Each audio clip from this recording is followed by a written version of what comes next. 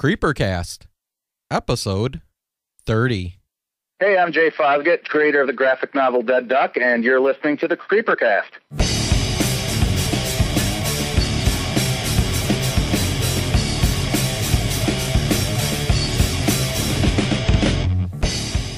Hello and welcome back to another episode of the Creepercast with Jeff and Jason, a podcast about horror and the horror genre. And in today's episode, we will be talking about the new movie Scream 4, which brings back Neve Campbell and a whole slew of local TV stars, or I guess current TV stars, should I say. Would that yes, current TV stars. Yes, current TV stars. But it's Scream 4, great movie. It's a fun movie. I don't know if I'd say it's a great movie, but it was a fun movie. Yeah, that's why I said we had to talk about it. After I saw it, I was just kind of like, I walked into this like I'm sure everybody who's a Wes Craven fan walked into it going, oh no, another one? What the heck is he going to do? And we've in fact discussed, the importance of the first three and how they fit into the horror movie genre. This movie, not really any serious surprises, but it was just played out eloquently. Right. Well, what I love about this movie is that this is really taking what everybody knew about the first three movies and kind of playing off of it in a really funny and fun way. I mean, they took some of the schlock stuff that people were making fun of in like Scary Movie and having fun with that, and that's what I liked about it. Is there was this really good balance of a horror element, the slasher element, and a comedic element. Yeah, and Wes Craven really knew what to do with his own rules, and then he manipulated them in such a way that he kind of brought it into one of the things I was going to say is it's 10 years later we're talking about here since the last Scream movie was made, and I believe Wes Craven himself has even said something to the effect of this kind of movie had to wait 10 years because you had to wait for the technology and everything to catch up to the ideas that are involved in this movie. Right. Well, before we actually dive completely into the movie, I've got some voicemail specifically for Jeff. This was left on our voicemail feedback hotline, and I when I listened to it, I knew it had to be intended for you. So let's go to the voicemail.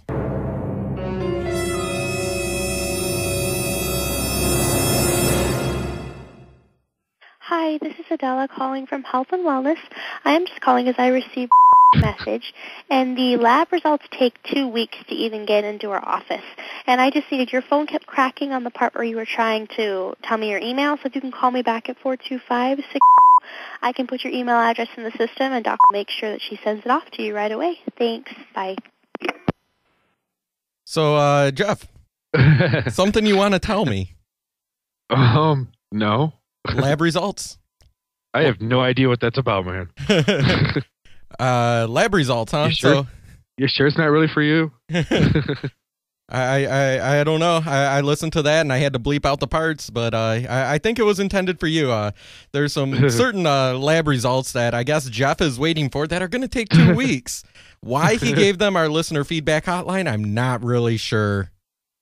Because somebody had to use the listener feedback hotline, darn it.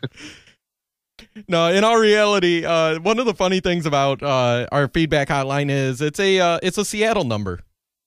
It's a free service that we use called Call 7 or K7 or something like that, and they give you a voicemail line out of Seattle. Well, evidently, some doctor's office decided that they were going to call our feedback number, and obviously a wrong call, but didn't listen to the intro.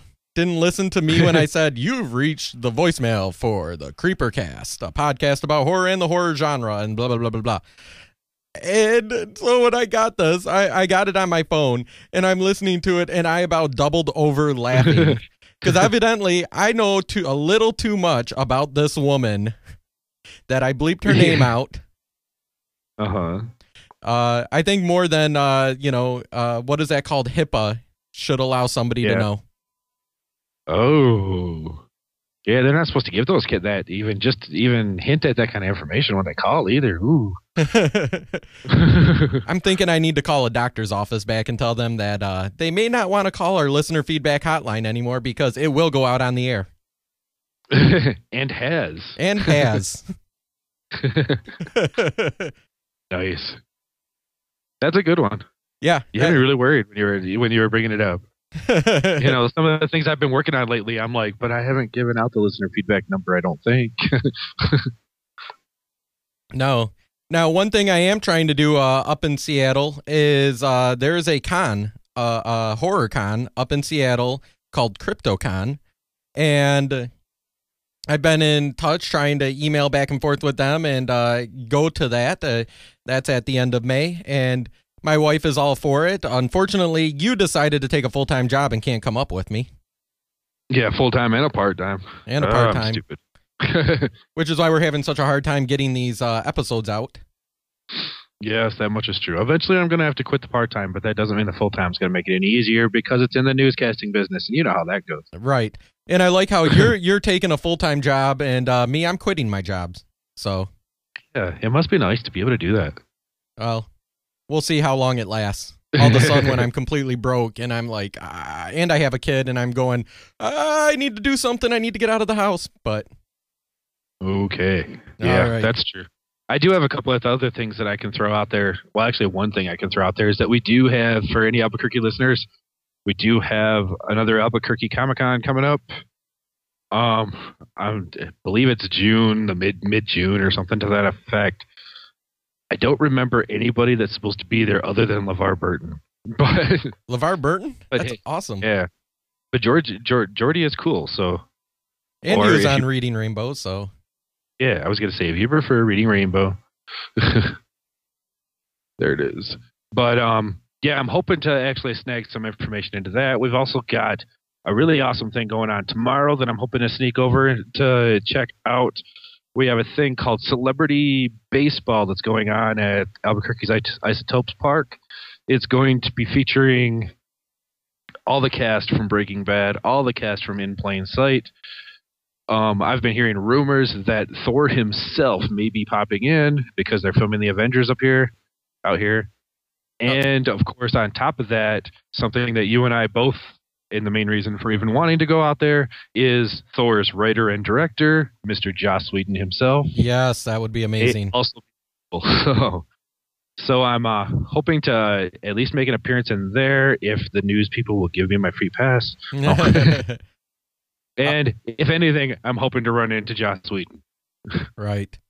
All right, so I want to let you know a little bit more about CryptoCon for all you people in the Northwest, in the Oregon, Seattle, Northern California, anybody that can get up to Seattle for CryptoCon.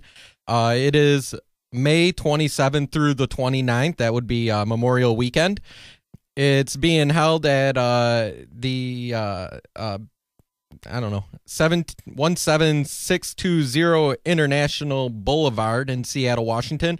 You can find information at CrypticonSeattle.com. That's CrypticonSeattle.com. And some of the people they're going to have there is Bill Moseley. You know Bill Moseley? Oh, yes.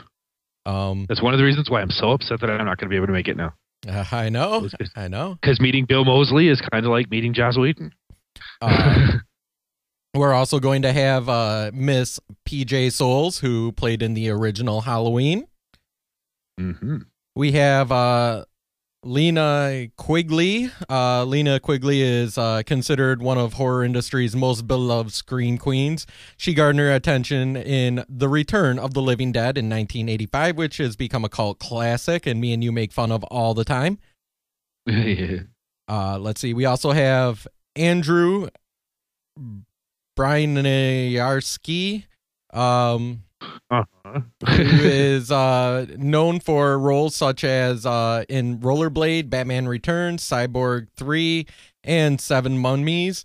He was also Thomas Leatherface Hewitt in the 2003 remake of the Texas Chainsaw Massacre. Yes. Let's see. We have CJ Graham, who played Jason from Friday the 13th, Part 6.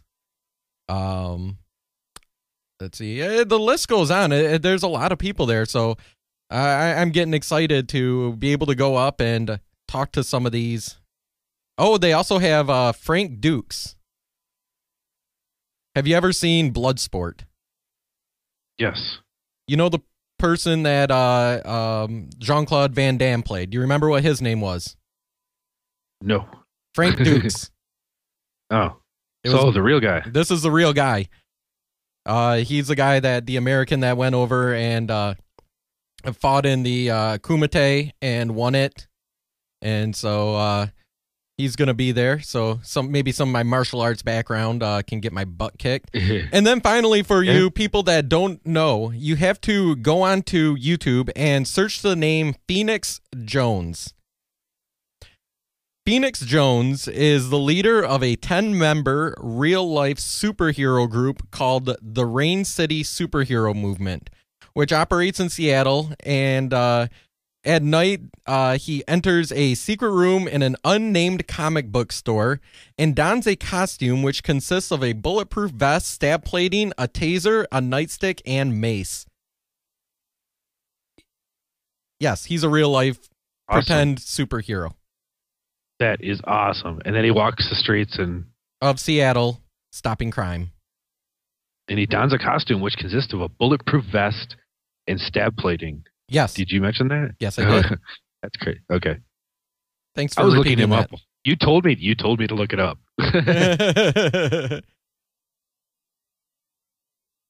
I'm getting a text from my wife right now. So with that, while I talk to her on the text, why don't we jump into a little bit of Scream 4, and I will play the trailer for us. Alrighty.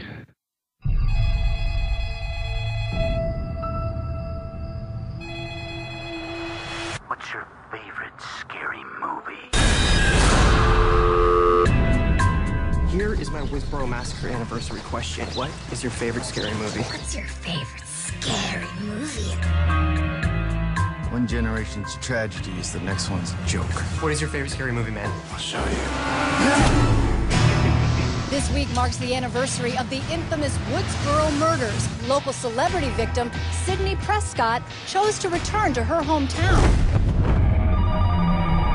Welcome home, Sydney. Watch the preview of coming events. What do you want? Who is this? He's trying to do Ghostface. I'm standing in the closet.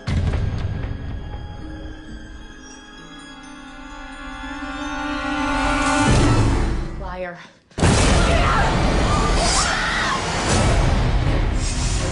Dewey, what's going on? It is not public information. It's all over the internet. It is? There's a killer out there patterning his murders after the original movie. It's time for someone new to die. The unexpected is the new cliche. And virgins can die now. Does that mean that I'm not going to live as long as these two? Clearly. To be the new version, the killer should be filming the murders. Down! Down behind you! Go ahead if you have the guts. Not to implicate him. You can't kill Sydney. She's victim royalty. Not true. Sid's expendable. Point taken. Guaranteed third act main cast bloodbath. Fingers crossed on some nudity for a change. Time for your last question. Name the remake of the groundbreaking... Halloween, Texas Chainsaw, Dawn of the Dead, The Hills Have Eyes, Amityville Horror, Black Christmas, House of Wax, Hot Night, Night, Bloody Valentine. It's one of those, right? None of the above. I'll be right back. I know this one. You're not supposed to say that, are you?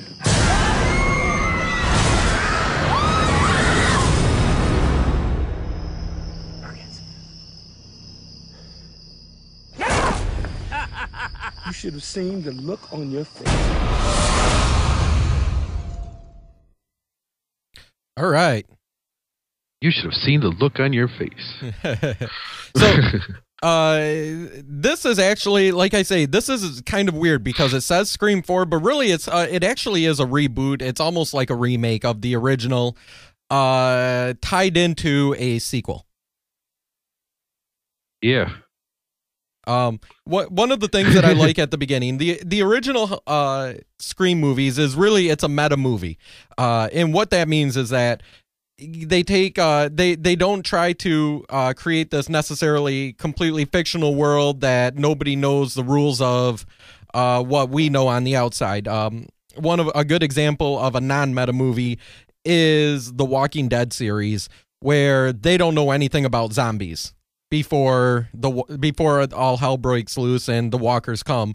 So they call them geeks, they call them walkers, they call them all different things. In reality, we know that they're zombies. In the original Scream movie, they knew the rules of a slasher movie. They knew they loved slasher movies, so they patterned it after that.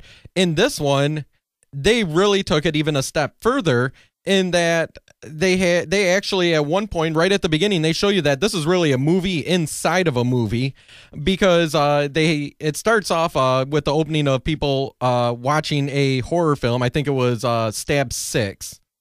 And you have the one girl saying that, one of my favorite lines, that she can't stand torture porn. Yeah. Which me and you have used quite a few times. In fact, we had a episode named after that. And then, just as you think that, everything is all over right there, you find out that movie is actually inside of another movie. It's the people in Stab 7 watching Stab 6. 7. Yeah. Which would then make this one Stab 8, I guess, watching Stab 7, watching Stab 6, playing around with Stab 5, getting... I'm going to stop right there. Okay, yeah, it's starting to become this never-ending loop where you're reaching paradox state. Yes, exactly. Yeah, it's like wow, you dug into that a lot deeper than I had originally intended, although I see everything you've talked about, and that's why I knew I could count on you to dig that far into it, because I was sitting there watching it the whole time going, wow, this is within. And then when they pulled the whole reboot so that it is a sequel, because you got all the things that you need to have for a sequel. Right, including the main characters. Right. But it's also a reboot. And of course, one of my favorite lines to come out of it is remember the most important rule of reboots, don't fuck with the original. Right. Yes, that's right, I swore. Right, exactly. I have to say my favorite line has to be "fuck Bruce Willis." Definitely my favorite line. So yeah, it starts off and it's a meta movie, and it's also a geeks movie. There's even one part where they talk about, it's all about social networking. It's all about the technology that we have now that I use in my everyday, like the iPhone and stuff like that, Twitter, Facebook, and then it even to the point that you have Alison Brie's character, let me see here, Rebecca, saying to Courtney Cox's character, Gail, that she's geeking out meeting her, which is a definite homage to the people that like this type of movies. Is that we're geeks, we're horror geeks, we're sci-fi geeks, and many of us are electronic geeks.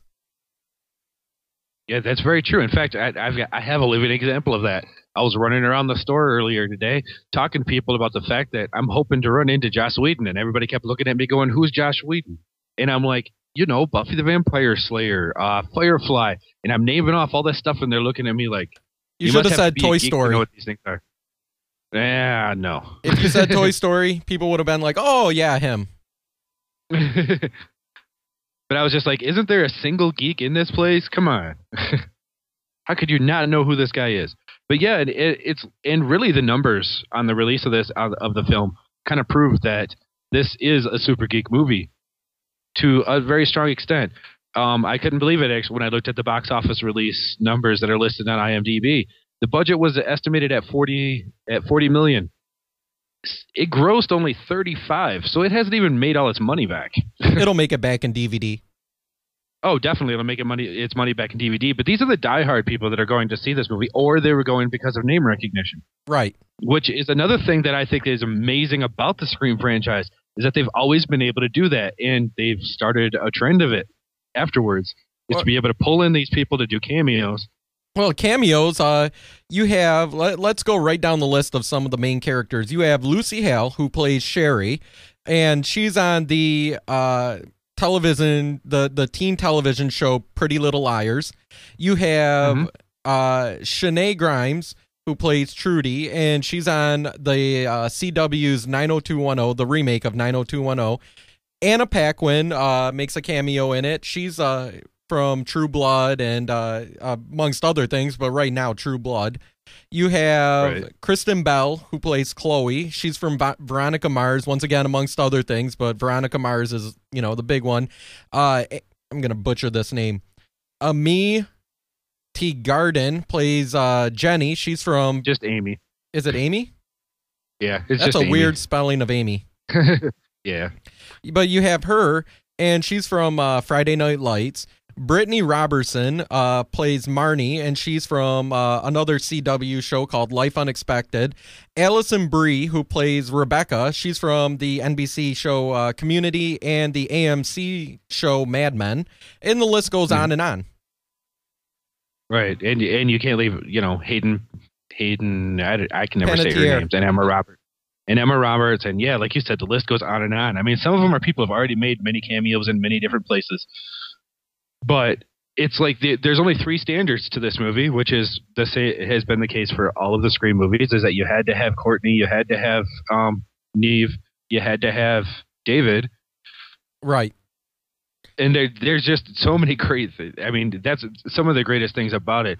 I think you've more or less mentioned exactly what the movie is about for the most part. I mean, 10 years having passed, and Sidney Prescott, who has put herself back together thanks in part to her writing, she does a self-help book, is visited again by the Ghostface Killer. Who would have thought, right? Right, exactly. Another interesting about this one is that this one was actually filmed in our home state. Yeah, it was made in just outside Detroit, wasn't it? Yes. Woodsboro is actually in Michigan. Now we know. It didn't surprise me. Now, one other thing I was going to make a mention of is that I also watched My Soul to Take, which was the one that he released just before Scream 4. Right. And I think there was only, a 6-month time period between them? Yeah, Scream 4 was actually made very, very quickly. I remember following the shooting schedules as they were being tweeted out and that's another great thing about this is as they were making the movie, they were using social networking throughout the entire making of the movie. The actors were tweeting, the writers were tweeting, they had journalists on there, so you could follow the entire production of the movie, and it was fast. It was only a couple months. Yeah, I mean, well, it's obvious that they prepared quite well for this one. And after watching My Soul to Take, I think that Wes Craven, his mind was on this movie, because My Soul to Take, for people who haven't seen it yet, I'm not going to give away anything. I'm just going to say that it is not what you would expect to be Wes Craven, material. Or, well, it's not caliber, I'll say. It is Wes Craven material, but it's not Wes Craven caliber. I mean, it's really a combination of three different characters of his in one movie. Right. Go ahead. I was going to say, I want to play a little bit from interviews with Wes Craven about this movie. Okay. And it is very much about the social network generation. We felt like 10 years since the last one basically puts us looking back at the first decade of the 21st century, which is kind of a cool chunk of time to look at. So that just basically emulates what you said. And then the next part is about smartphones. And certainly during that time, the whole thing of smartphones and tweeting and Facebook and all of that, and smartphones that can do so many things, from place exactly where you are on the planet to taking videos that are almost movie quality. All of those things about it play in the movie very much. So it's kind of about that generation. It's texting all the time, Yes. Yes.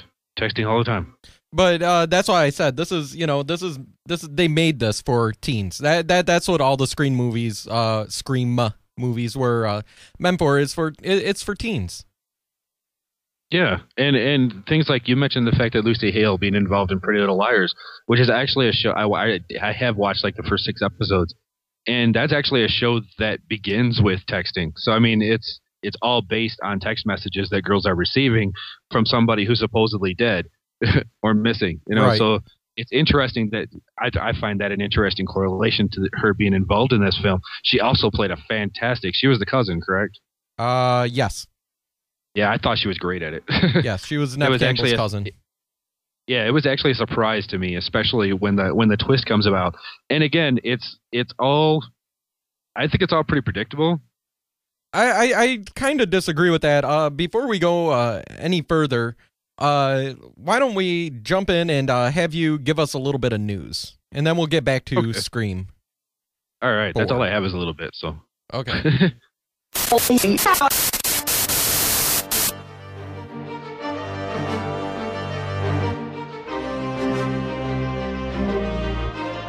All right, how much of this is related to horror depends on your point of view, I'm thinking. But one of the things that I was going to bring out is now that he's not the governor, there are several movies. There are several movies that are rumored that he's going to be involved in. Of course, the most important one is Terminator 5. Why? I don't know.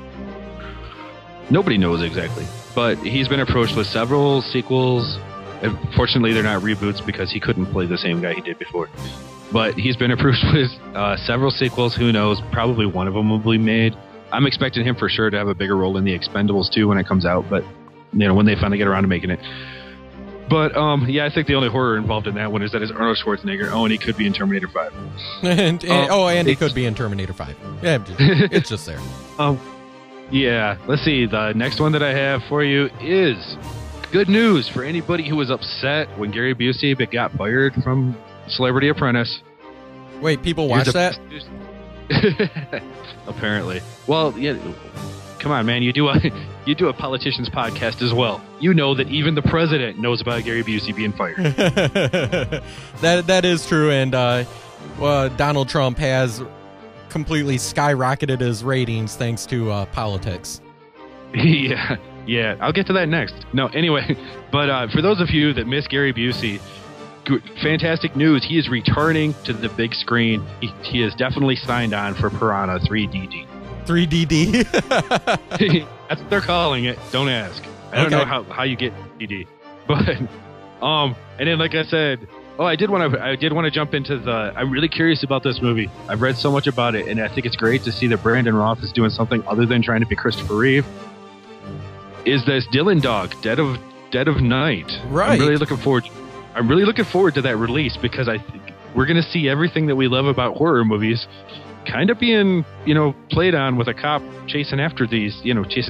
Well, actually, it's a zombie partner by the looks of the trailer. It is. What's interesting about Dylan Dog, I was having a conversation with Mr. Jay Fosgett, who we had on the Creepercast, the Walking Dead podcast a while ago. He is a comic book writer, and I was asking him about Dylan Dog because it seemed to me that this was it had a comic or graphic novel kind of tone to it, and he said yes, it actually did come from a European graphic novel. Awesome. Yeah, it does have this graphic novel feel to it, and I think I'm just happy to see Brandon Roth do something other than being Christopher Reeve. I don't know what he did between Superman Returns and now. He's done bit parts. He played in the NBC show Chuck for about a half a season, and so he's done things since then, but no real big movie parts until now. Oh, okay. Well, and then a couple of other stuff that isn't necessarily horror. 2.5 Men will be rebooted without Charlie Sheen. Imagine that. That kind of seems horrific, but yeah. Well, horrific without him or with him, I guess it doesn't matter. No, just being rebooted makes it horrific. Yeah, exactly. Let's see, and then last but not least, the most horrible thing ever. If you paid attention to politics at all, the leading runners on the Republican side are Donald and Sarah Palin. Yeah, well. Anyway, this is not the right podcast. Although I am getting really close to thinking that I need to do a guest shot on The Right Direction. On my political podcast, I'd love to have you on sometime. I think you'd be a blast. There is some funny stuff coming up, and I don't know who responded to my comment on your Facebook the other day, but I was glad to see it was commented on. I responded to it. Okay. I don't know if anybody else did. All right. It must have been you then. Oh. But we digress. We should get back to the horror that is known as Scream. Absolutely.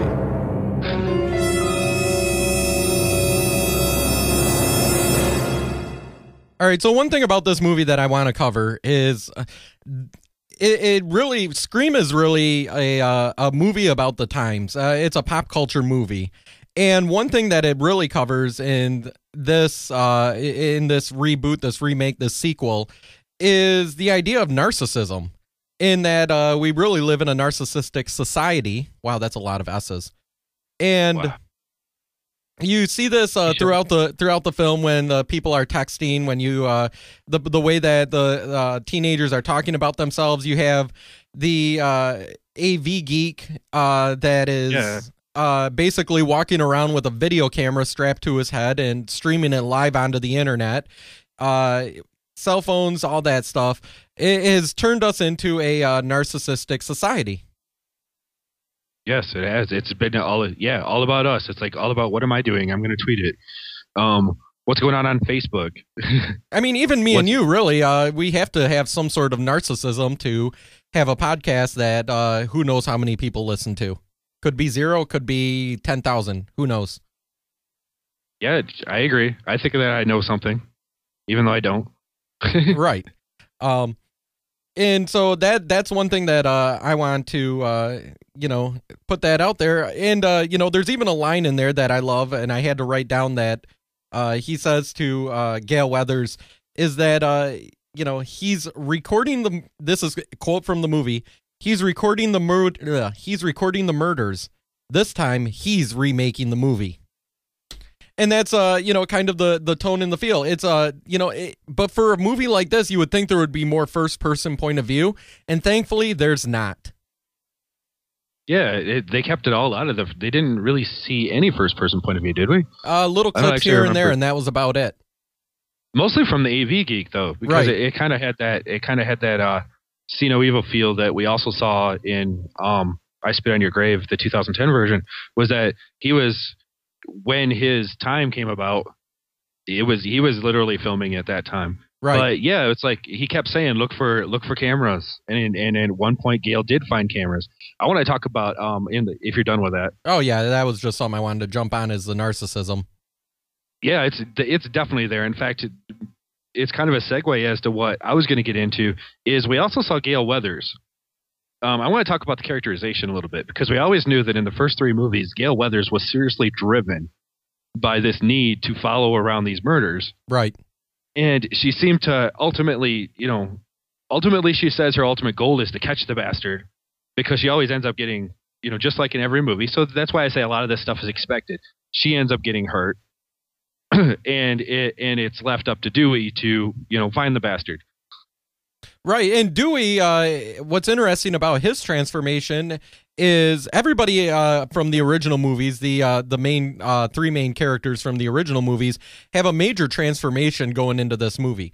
You have Gale, who went from a very sure of herself, very driven reporter, to now, even after some of the bestseller, or New York Times bestseller books, she's writing her next book and she can't come up with an idea. She's unsure of herself, because really her life since then is revolved around these murders. Then you have Dewey, who in the first 3 inceptions of the movie was really a bumbling fool. He was a Bamalakai of the series. He was Don Knotts, yeah. Yeah, exactly. And now he comes back and he's the sheriff. He's in charge. He's very sure of himself. And then finally you have Sydney, who in the first one, she was kind of a happy-go-lucky teen. In the second one, she was a kind of paranoid person, obviously, after all of her friends and family gets murdered. But in the second one, she's kind of paranoid and more prepared kind of a person. By the third one, she's you see her at the beginning as a shut-in. And then in this one, she completely turned her life around to where now she's a public speaker. Yeah, and she's a veteran that rolls with it. Right, exactly. I mean, it's literally like a veteran of a war who's resigned with their position and things, and when the crap hits the fan, they automatically know what to do next. Right. You'll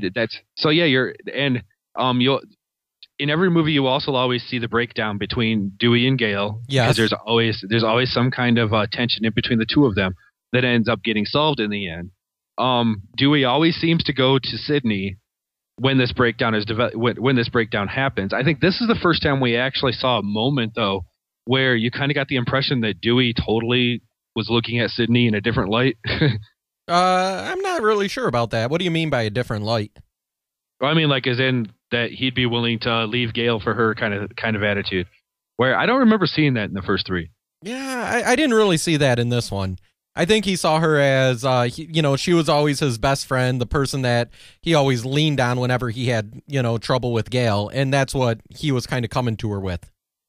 That's possible. I mean, I could have been looking too much into it.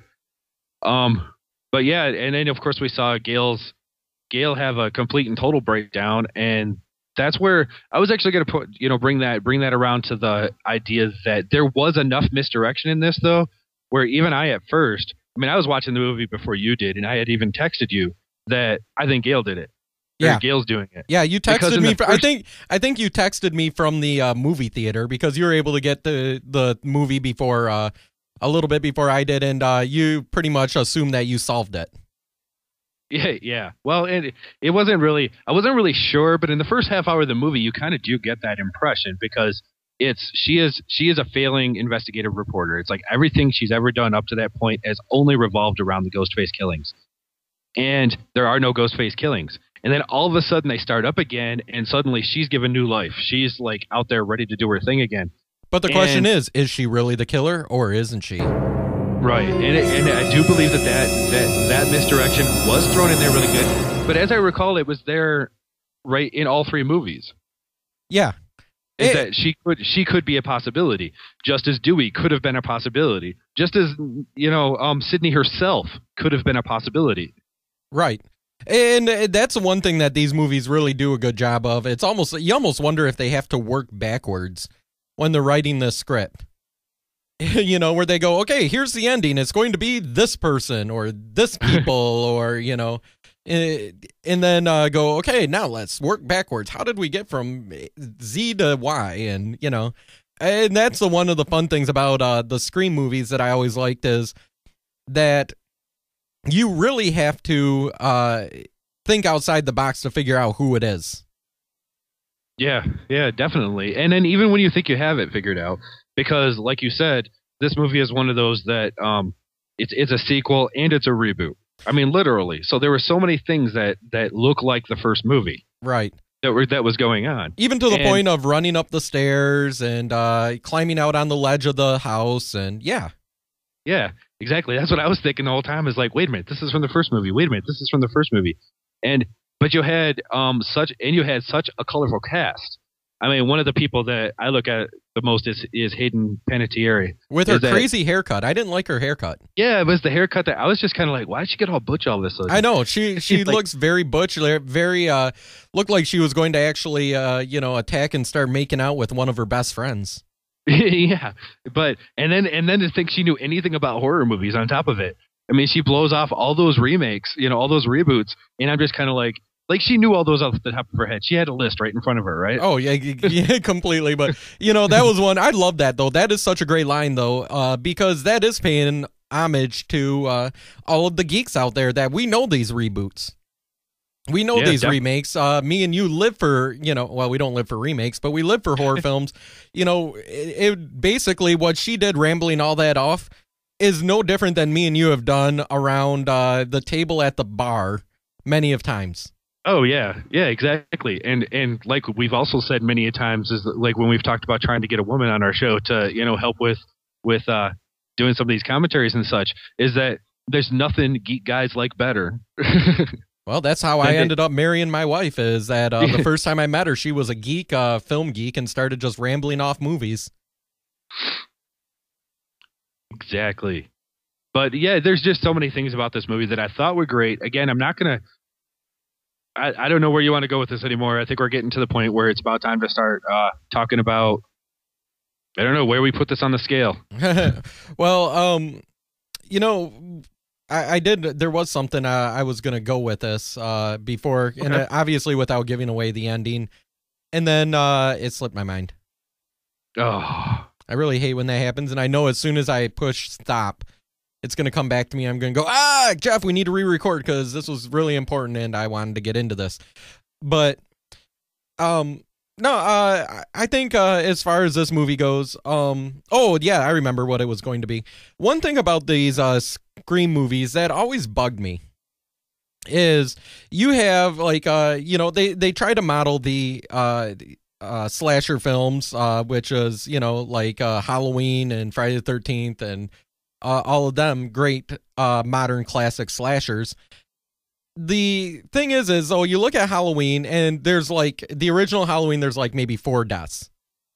You look at a lot of these, there's very few people that die. Well, this movie, there's a few problems that I have logically when it comes to the Scream movies in general. One is the fact that they use a knife the whole time. And if you look at statistics for stabbing or the mortality rate of stabs, it's only like 20%. With modern medicine that we have right now. So with all of these people pronounced dead, it really in reality would you would take like that number and of the people that died in the movie and only 80% of them would still be alive. They'd be in the hospital, but they'd be alive. The other thing that bugged me too is Sydney and all of them, Gail, everything like that. Why does none of them ever pack heat? You think that, they lived through 3 times having a person with a knife coming after them. I would be carrying a gun with me. Oh, and Dewey does pack heat, and it doesn't do him any good. Well, that's because he's a bad shot. Dewey is like the word. But still, I would be packing heat everywhere I go. I would be carrying 2 guns with me. I would have one on my hip and one on my ankle. Maybe one shoved up my ass if I have to. Well, you'd also think at some point that everybody would be like, all right, wait a minute. This guy keeps popping up. Let's just we got to come up with a plan where we could just all be in one place at one time so that he can show up and do his thing and we can wipe him out and be done with it. Right. Or somebody have a panic room. Yeah, there you go. Instead, well, and the Sydney's character, though, I can see why what happened to her because it was that was the goal of the film was to make that to do that twist at the end that got Sydney hurt. But up to that point, she was a badass. She really was. So it's all about who she put her trust into, and that seems to be the case with every movie too. Right. So, well, and that was the other thing is, once again, Sydney, you think that the reaction time of people is awful in this movie. You have the person standing there and the Ghostface is coming after him with a knife, coming after him, and I specifically mean him, with a knife from about 20 feet away, doesn't try to move, doesn't put a foot up to kick, the reaction time is just awful on these people. You think that nobody is athletic, nobody knows how to fight. You think that Sydney would be learning some Krav Maga or some other weird martial art if need be. Yeah, exactly. You think she'd be teaching self-defense classes at this point. Exactly. She would have a black belt in everything. Yeah. Yeah, I agree with that one. And they still tried to make Dewey kind of a bumbling character. One of my second favorite lines is, "What did I get hit by? You don't want to know." Right. And, things like the things with him, because he's always trying so hard to be the hero and it never really works out for him. He's kind of the hero that kind of falls into it. Yeah, he's watched a lot of Abbott and Costello meets Monster, and that's what he's trying to be. But yeah, I agree with you. There's a lot of things about it that, from everything you've said, don't make a lot of sense. It seems like everybody would have, learned a little bit more. I don't think there was that many stabbing deaths though that they might have been able to survive. In this particular film, I think they did spend a lot more time considering that. The people who survived, of course, were main characters who had to survive at the end of the film. Although, part of me did think that something was going to happen to Sydney. Because that's often what happens when you have a reboot, is that you have to kill off. You have to kill off the main character, usually right away at the beginning. Right. So I did kind of expect it to happen. But that all plays into the movie. That's the concept of the movie, is that that's what you're expecting when you're watching it. When it doesn't happen, then you're not really that surprised, but at the same time you are. It's one of those, you're in this catch-22 situation. Right. All right. So I think we're at the time. What do you think on a scale of 1 to 5? On a scale of 1 to 5, let's see. I'm going to go with a 4 because I am also comparing it to My Soul to Keep, which isn't fair for me to do. I'm comparing it to Wes Craven's body of work, and I think that it fits perfectly into the Scream franchise. It fits perfectly into his body of work. My Soul to Take does not. Right. And therefore I spend a lot of time, really dissing that movie while thinking, like I told you, I was like, you have to see this. We have to talk about it because there is nothing What did I tell you? I said that it wasn't great, but it wasn't bad. But it wasn't bad, exactly. And that's really the case. Is that it really fits into everything, and if you love the Scream movies, you should like this one too. Yeah, I agree. I would give it a 4. And I haven't seen My Soul to Take yet. But the reason that I'm giving it is that I'm a geek, and this thing covered a lot of geek topics, even to the point that they were at one point watching the movie Shaun of the Dead, which is a geek movie. Yeah. I mean, they were paying homage to the geeks of the world, and they did a really great job of doing all that. It stayed true to the originality of the Scream first 3 Scream movies, while adding new characters and adding new twists to it. You have the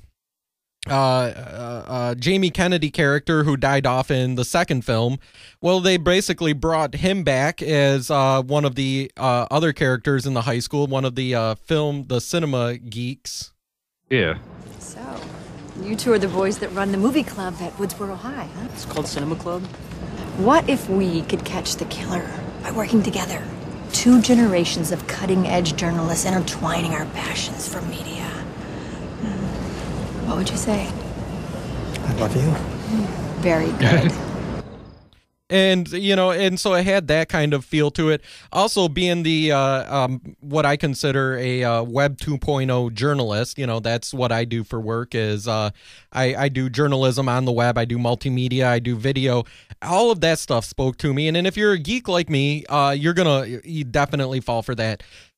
Would I say go out? Well, it's not necessarily in many theaters right now. Most of them have, it's gone, but definitely, if you want to see it, second run is a great, time to see it.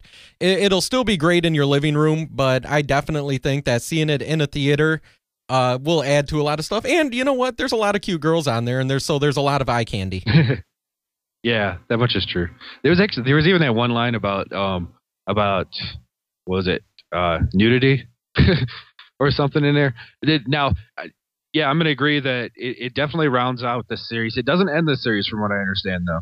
Well, that's good, I guess. Because I was reading something that led to the extent of that there is a 5 and 6 in the works. So, no, I think that's great. And, it's kind of nice seeing Neve Campbell again. It seems like she's fallen off the map for about the last 10 years. Yeah, I agree. It was nice to have her back for something, and then to kick ass instead of being whiny or running and screaming all the time. So she wasn't the one doing all the screaming. Right. So with that, I'm going to, before we start the credits and stuff, I'm going to say one last word. Clear. Okay. Yes. All right. What? Oh. Clear. Yeah, I heard you. Okay. All right, so let me go ahead and start up our music again.